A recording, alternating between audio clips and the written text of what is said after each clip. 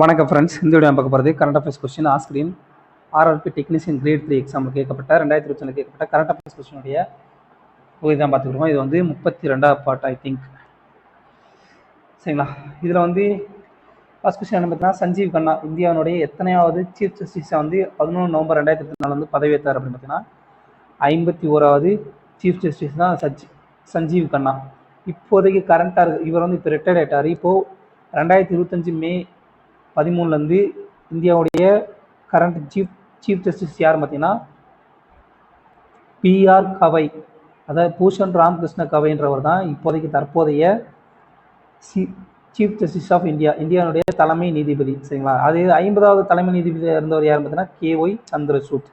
இந்தியாவுடைய first chief justice of India, first தலைமை நீதிபதி யாருன்னா HJ கனியா, ஹரிலால் ஜே கனியான்னு சொல்லுவாங்க. இந்தியாவுடைய சுப்ரீம் கோர்ட், சரிங்களா, இந்தியாவோட தலைமை உச்சநீதிமன்றம் வந்து எப்போ வந்து நடைமுறைக்கு வந்து பார்த்தீங்கன்னா 26 ஜனவரி 1950 தான் வந்து நடைமுறைக்கு வந்தது.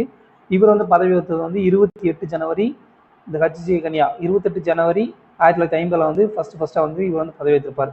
சரிங்களா? இந்தியாவுடைய இந்த சுப்ரீம் கோர்ட்டினுடைய மேக்ஸிமம் ஸ்ட்ரென்த் என்ன பார்த்தீங்கன்னா 34 ஜட்ஜஸ் வந்து இருக்கலாம், இன்க்ளூடிங் சீஃப் ஜஸ்டிஸ். சரிங்களா? இப்போ கரண்டாக இருக்கிறது எத்தனை பார்த்தீங்கன்னா 32 பேர், இன்க்ளூடிங் சீஃப் ஜஸ்டிஸ். சரிங்களா? இப்போ ஆர்டிகல் 124 வந்து என்ன சொல்லுது பார்த்தீங்கன்னா, இந்தியாவில் வந்து ஒரு சுப்ரீம் கோர்ட் இருக்குன்னு சொல்கிற ஆர்டிகல் எதுன்னு பார்த்தீங்கன்னா ஆர்டிகல் 124. அடுத்த கொஸ்டின் பார்த்தீங்கன்னா, United Nations 2024 multi dimensional poverty index highlights that India has the highest number of people in multi-dimensional poverty globally with dash million affected. ரொம்ப எளிமையாக சொன்னா, யுனைடெட் நேஷனுடைய 2024 அறிக்கை மல்டி டைமென்ஷனல் பாவர்ட்டி இண்டெக்ஸ் அறிக்கையின்படி இந்தியாவில் எவ்வளவு லட்சம் மக்கள் வந்து இந்த பாவர்ட்டியால், அதாவது வறுமையினால் பாதிக்கப்பட்டிருக்காங்க பார்த்தீங்கன்னா 234 மில்லியன் மக்கள் வந்து இதனால் பாதிக்கப்பட்டிருக்காங்க. இந்த ரிப்போர்ட் வந்து ரிலீஸ் பண்ணுற அமைப்பு எதுன்னு பார்த்தீங்கன்னா UNDP, united nation development programme தான். இந்த அமைப்பு வந்து தோற்றுவிக்கப்பட்டது வந்து 1965. இதனுடைய ஹெட் குவார்ட்டர்ஸ் வந்து நியூயார்க்கில் இருக்குது, USA. அடுத்ததாக வந்து இந்த அமைப்பு தான் வந்து ஹியூமன் டெவலப்மெண்ட் இண்டெக்ஸ் இருக்கு இல்லையா, அதை வந்து ரிலீஸ் பண்ணுற அமைப்பு எதுன்னு பார்த்தீங்கன்னா அது யுனைடெட் நேஷன் டெவலப்மெண்ட் ப்ரோக்ராம்ன்றது தான், UNDP. அடுத்த கொஸ்டின் பார்த்தீங்கன்னா, எந்த அணி வந்து 42வது ரஞ்சி டிராஃபி டைட்டில், சரிங்களா, விதர்பா அணியை தோற்கடிச்சு 2023-2024க்கான டைட்டில் வந்து ஜெயிச்சிருக்காங்க. இது வந்து அந்த டீமினுடைய 42வது ரஞ்சி டிராஃபி டைட்டில். சரிங்களா? அது எந்த டீம் பார்த்தீங்கன்னா மும்பை தான். மும்பை டீம் தான் வந்து ரஞ்சி டிராஃபின்றது ஒரு கிரிக்கெட் சம்மந்தமான ஒரு விளையாட்டு. சரிங்களா? கிரிக்கெட் சம்மந்தமான ஒரு டிராஃபி தான் வந்து இந்த ரஞ்சி டிராஃபி. இது வந்து மோஸ்ட்டாக வந்து மும்பை டீம் தான் வந்து மோஸ்ட் டாமினன்ட் டீம் என்டையர் சீரீஸ்லேயும். இப்போ நடந்த இந்த 2023-24 சீசனுடைய பிளேயர் ஆஃப் த டோர்னமெண்ட் யார் பார்த்தீங்கன்னா தனுஷ் கோட்டியான், மும்பை டீமை சேர்ந்தவர். இந்த ஃபைனல் ஆட்டம் வந்து எங்கே நடந்துச்சு பார்த்தீங்கன்னா வான்கடே ஸ்டேடியம், மும்பையினுடைய வான்கடே ஸ்டேடியத்தில் வந்து நடந்தது. சரிங்களா?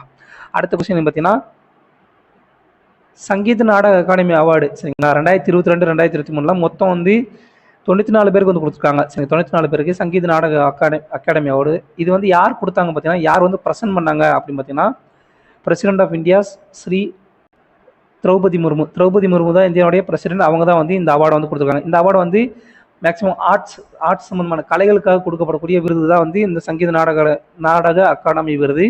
இது வந்து 1952 கொடுத்துக்கிட்டு இருக்காங்க. இதனுடைய பிரைஸ் அமௌண்ட் என்ன பார்த்தீங்கன்னா 1 லட்சம் ரூபாய்.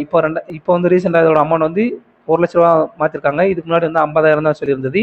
இந்த சங்கீத நாடக அகாடமியினுடைய சேர்பர்சன் யார் பார்த்தீங்கன்னா சந்தியா புரேச்சா. சரிங்களா? இதெல்லாம் வந்து ஆல்ரெடி நம்ம ஏற்கனவே பார்த்துருக்கோம். இப்போ பிரசிடென்ட் ஆஃப் திரௌபதி முர்முவை பற்றி பார்க்கலாம். இந்தியாவுடைய பிரசிடென்ட் இவர் வந்து எத்தனை பிரசிடென்ட் பார்த்தீங்கன்னா 15வது பிரசிடென்ட். இந்தியாவுடைய தற்போதைய பிரசிடென்ட் வந்து 15வது பிரசிடென்ட் இவர். அது மட்டும் இல்லாமல் ஃபஸ்ட்டு ST கம்யூனிட்டி பிரசிடென்ட், அதாவது ஷெட்யூல் ட்ரைப்ஸ் இருக்காங்க இல்லையா, ஷெட்யூல் ட்ரைப்ஸ், அந்த பழங்குடியின மக்கள்லேருந்து தேர்ந்தெடுக்கப்படக்கூடிய இந்தியாவுடைய முதல் பழங்குடியின பிரசிடென்ட் யாரும் பார்த்தீங்கன்னா இந்த திரௌபதி முர்மு அவங்க தான். இவங்க வந்து சந்தேல் ட்ரைப் வந்து சந்தேல் பழங்குடியினத்தை சேர்ந்தவங்க. இவங்க வந்து அது மட்டும் இல்லாமல் இந்தியாவுடைய 2வது women president. First women president யார் பார்த்தீங்கன்னா, ஃபர்ஸ்ட் விமன் பிரசிடென்ட் வந்து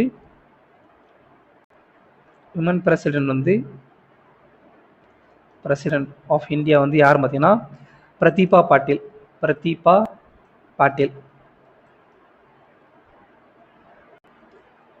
பாட்டில் நினைக்கிறேன். சரிங்களா?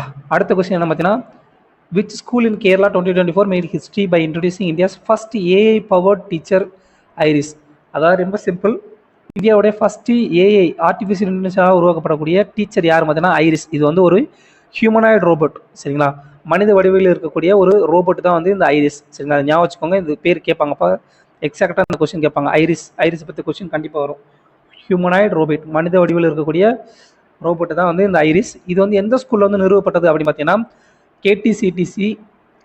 கேடிசிடி ஹையர் செகண்டரி ஸ்கூல் திருவனந்தபுரத்தில் இருக்குது. அந்த ஸ்கூலில் தான் வந்து இந்த ஐரிஸ் டீச்சர் வந்து ஏஐ பவர் டீச்சர் வந்து கொண்டு வரப்பட்டது. அது மட்டும் இல்லாமல் இந்தியாவோட ஃபஸ்ட் ஏஐசிடி வந்து எங்கே வரப்போகுதுன்னு பார்த்தீங்கன்னா உத்தரப்பிரதேச மாநிலத்தினுடைய லக்னோ நகரத்தில் வரப்படுது. அடுத்து இந்தியாவோட ஃபஸ்ட்டு ஏஐ சாட்பாட்டோட பேர் என்ன பார்த்தீங்கன்னா மைசக்தின்றதான் இப்போது கரண்ட் அஃபேர்ஸில் February 2022 வந்த கரண்ட் அஃபேர்ஸ். சரிங்களா. அடுத்து இந்தியாவோட first AI powered digital Lok Adalat அமைப்பு இருக்குல்லையா, அதனுடைய first AI powered digital Lok Adalat வந்து எந்த மாநிலத்தில் கொண்டு வரப்பட்டதுன்னா ராஜஸ்தான் மாநிலத்தில் கொண்டு வரப்பட்டது. இது முக்கியம். இது வந்து SSCGL கேட்கப்பட்ட கரண்ட் அஃபேர்ஸ் கொஸ்டின். அடுத்ததான் in September 2024 which bank launched ஆதித்தின்னு சொல்லி ஒரு AI powered virtual relationship manager. இது வந்து எந்த ஒரு பேங்க் வந்து இந்தியாவில் வந்து ஃபஸ்ட்டு கஸ்டமர் சர்வீஸ் எக்ஸ்பீரியன்ஸ்க்கான கொண்டு வந்திருக்காங்க பார்த்தீங்கன்னா பந்தன் பேங்க் தான். இந்த பந்தன் பேங்க் வந்து எப்போ கொண்டு வரப்பட்டது 2015 வந்து கொண்டு வரப்பட்டது இந்த பந்தன் பேங்க். அடுத்ததாக ஸ்டேட் பேங்க் ஆஃப் இந்தியா இருக்கு இல்லையா, இது வந்து 1 ஜூலை 1955 வந்து கொண்டு வரப்பட்டது. இதனுடைய பழைய பெயர் என்ன பார்த்தீங்கன்னா இம்பீரியல் பேங்க் வந்து தேசியமயமாக்கி இந்த ஸ்டேட் பேங்க் சொல்லி பேங்க் வந்து இந்தியாவில் கொண்டு வரப்பட்டது. சரிங்களா. ஆதித்தின்றது எந்த பேங்காக கொண்டு வரப்பட்டது பார்த்தீங்கன்னா பேங்க் ஆஃப் பரோடா. இதையே கேள்வியை கேட்கலாம். பேங்க் ஆஃப் பரோடாவில் கொண்டு வரப்பட்ட விர்ச்சுவல் ரிலேஷன்ஷிப் மேனேஜருடைய பெயர் general AI powered virtual relationship manager, அந்த இதோட பேர் என்ன பார்த்தீங்கன்னா அதித்தி. சரிங்களா. அடுத்த question, where was the maiden flight test of the long range land attack cruise missile. அதாவது மிக தொலைதூர நிலத்தில் இருக்கக்கூடிய இலக்குகளை தாக்கி அளிக்கக்கூடிய ஏவுகணை வந்து இந்தியாவுடைய ஃபஸ்ட்டு எந்த ஒரு இடத்துலேருந்து வந்து சோதனை பண்ணாங்க பார்த்தீங்கன்னா டிஆர்டிஓ அமைப்பால் சோதனை பண்ணப்பட்டது பார்த்தீங்கன்னா இன்டெகிரேட்டட் டெஸ்ட் ரேஞ்ச். இது அந்த அமைப்பினுடைய பெயர் integrated test range Chandipur Odisha. Maximum இந்தியாவுடைய மிசைல் சோதனைகள் இருக்குல்லையா, அந்த ஏவுகணை சோதனை எல்லாமே வந்து ஒடிசாவில் இருக்கக்கூடிய சந்திப்பூர்ன்ற இடத்துல தான் வந்து நடக்கும். ஒடிசாவில் சந்திப்பூர்ன்ற இடத்துல தான் மேக்ஸிமம் நடக்கும். ஏன்னா இங்கே வந்து ஏவுகணை வந்து பரிசோதனை பண்ணாங்கன்னா அது வந்து நேராக வந்து பே ஆஃப் பெங்காலில் வந்து அதாவது வங்காள விரிகுடாவில் வந்து விழுந்துடும். அதனால் வந்து யாருக்கு எந்த பாதிப்பு இருக்கான்றதுனால இந்த ஒடிசாவோட சந்திப்பூர் இதெல்லாம் நடத்துவாங்க. அப்படி இல்லைன்னா அப்துல் கலாம் ஐலண்ட் வீலர் ஐலண்ட்னு சொல்லி முதல்ல பேர் இருந்துச்சு, அதுவும் ஒடிசா பக்கத்தில் தான் இருக்குது. அப்துல் கலாம் ஐலண்ட் இது ரெண்டில் ஏதாவது ஒரு இடத்துல இருந்து மட்டும்தான் இந்த மேக்ஸிமம் வந்து இந்தியாவுடைய இந்த மிசைல் டெஸ்ட் எல்லாம் வந்து நடத்துவாங்க. சரிங்களா. இன்டெகிரேட்டட் டெஸ்ட் ரேஞ்ச் ஒருங்கிணைந்த பரிசோதனை மையம் சந்திப்பூர் ஒடிசா. சரிங்களா. அடுத்த கொஸ்டின் என்ன பார்த்தீங்கன்னா in which district of Kerala did a major landslide occur in July 2024. 2024 ஜூலையில் வந்து எந்த ஒரு கேரளாவினோட எந்த ஒரு டிஸ்ட்ரிக்டில் வந்து மிகப்பெரிய நிலச்சரிவு வந்து நடந்தது பார்த்தீங்கன்னா வயநாட்டில் தான் வந்து நடந்துச்சு. சரிங்களா. இது வந்து இடுக்கி வந்து ஃபேமஸானது என்ன பார்த்தீங்கன்னா இடுக்கி டேம். சரிங்களா. இடுக்கி டேம் அப்புறம் முல்லைப்பெரியார் டேம் இது ரெண்டுமே வந்து இடுக்கி டிஸ்ட்ரிக்டில் தான் வந்து இருக்குது. இடுக்கி டிஸ்ட்ரிக்டில் இது வந்து ரெண்டுமே அமைஞ்சிருக்கக்கூடிய ரிவரோட பெயர் என்ன பார்த்தீங்கன்னா பெரியார் ரிவர்னுடைய ரிவரில் அமைஞ்சிருக்கக்கூடியதான் இந்த 2 டேமும். சரிங்களா. அடுத்த கொஸ்டின் என்ன பார்த்தீங்கன்னா total cross enrolment ratio for elementary schools in India student. இந்தியாவுடைய எலிமெண்ட்ரி ஸ்கூல் இருக்கு இல்லையா, ஆரம்பப்பள்ளி, அதனுடைய டோட்டல் கிராஸ் என்ரோல்மெண்ட் ரேஷியோ என்ன பார்த்தீங்கன்னா 100.1%. 2023 பொறுத்த வரைக்கும் 100.1% தான் ஆன்சர். அடுத்ததாக மினிஸ்ட்ரி ஆஃப் கல்ச்சர் அப்புறம் கவர்மெண்ட் ஆஃப் இந்தியா இது ரெண்டும் சேர்ந்து வந்து இந்த கைவினை கலைஞர்கள் நார்த் ஈஸ்ட் ஸ்டேட் இருக்காங்க இல்லையா, வடகிழக்கு மாநிலங்கள் இருக்கக்கூடிய கைவினை கலைஞர்களுடைய திறமை அங்கீகரிக்க முடியுமா வந்து துவங்கிய நிகழ்வுக்கு பேர் என்ன பேர் பார்த்தீங்கன்னா the octave festival of north east. ஆக்டேவ்னா எதை குறிக்கும்? எட்டை குறிக்குமா? ஆக்டேவ்னா எத்தனை குறிக்கும்? 8 குறிக்கும். ஸோ நார்த் ஈஸ்டர்ன் ஸ்டேட் எத்தனை பார்த்தீங்கன்னா டோட்டலாக வந்து 8 ஸ்டேட் இருக்கும். நார்த் ஈஸ்ட் ஸ்டேட்னா மொத்தம் 8 ஸ்டேட். அது எதுன்னு பார்த்தீங்கன்னா 7 சிஸ்டர் ஸ்டேட்ஸ் சொல்லுவாங்க இல்லையா, 7 சிஸ்டர் ஸ்டேட்ஸ். அதாவது 7 வடகிழக்கு மாநிலங்களை வந்து 7 சிஸ்டர் ஸ்டேட்ஸ்னு சொல்லுவாங்க. அதில் வந்து அதோட ப்ளஸ் சிக்கிம் இது மொத்தமாக சேர்ந்து 8 மாநிலங்கள் வந்து பொதுவாகவே வந்து வடகிழக்கு மாநிலம்னு சொல்லி அறிவிப்பாங்க. சரிங்களா. ஸோ அந்த 8ன்றத அங்கமாக வச்சு தி ஆக்டேவ் ஃபெஸ்டிவல் ஆஃப் நார்த் ஈஸ்ட்ன்றதான் கரெக்டான ஆன்சர். இந்த ஒரு நிகழ்வு மூலயமா தான் வந்து வடகிழக்கு மாநிலங்களுடைய கைவினை கலைஞர்களுடைய திறமையை வந்து வெளிப்படுத்துறதுக்காக மினிஸ்ட்ரி ஆஃப் கல்ச்சர் வந்து இந்த நிகழ்வு வந்து ஆரம்பிச்சிருக்காங்க. அடுத்ததான் வந்து 2024 அக்டோபரை பொறுத்த வரைக்கும் பார்த்தா செங்குப்தா வந்து எந்த ஒரு பேங்கினுடைய சிஇஓ அப்படின்னு பார்த்தீங்கன்னா பந்தன் பேங்கினுடைய சிஇஓ தான் பார்த்தா செங்குப்தா. இவர் வந்து இந்த பந்தன் பேங்க் வந்து 2015 கொண்டு வரப்பட்டது. ஐசிஐசி பேங்கினுடைய சிஇஓ யார் பார்த்தீங்கன்னா சந்தீப் பக்ஷி. கனரா பேங்கினுடைய சிஇஓ கே சத்யநாராயண ராஜு. அடுத்து ஸ்டேட் பேங்க் ஆஃப் இந்தியாவுடைய சிஇஓ யார் பார்த்தீங்கன்னா ஸ்ரீ சல்லா ஸ்ரீனிவாசலு செட்டி.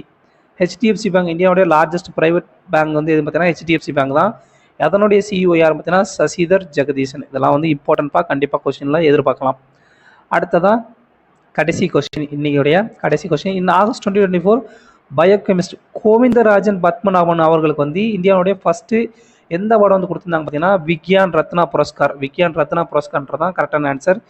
இந்தியாவில் வந்து இப்போ வந்து சயின்ஸ் ரிலேட்டடாக வந்து ஒரு அவார்டு வந்து இன்ட்ரடியூஸ் பண்ணியிருக்காங்க 2023 சரிங்களா. இதில் வந்து ஃபர்ஸ்ட் வந்து இந்த அவார்டு வந்து 2023 இன்ட்ரடியூஸ் பண்ணாங்க. பட் 2024 தான் ஃபர்ஸ்ட் அவார்டே வந்து கொடுத்துருக்காங்க. இது வந்து எப்போ ப்ரெசென்ட் பண்ணாங்க பார்த்தீங்கன்னா 23 ஆகஸ்ட் நேஷனல் ஸ்பேஸ் டே. இந்தியாவுடைய விண்வெளி தினமான 23 ஆகஸ்ட்ல வந்து இந்த அவார்டு வந்து கொடுத்தாங்க. இதில் வந்து மொத்தம் ராஷ்ட்ரிய விக்யான் புரஸ்கார். இந்த ப்ரோக்ராமுக்கு பேர் என்ன பார்த்தீங்கன்னா ராஷ்ட்ரிய விக்யான் புரஸ்கார். விக்யான் புரஸ்கார்ன்றதான்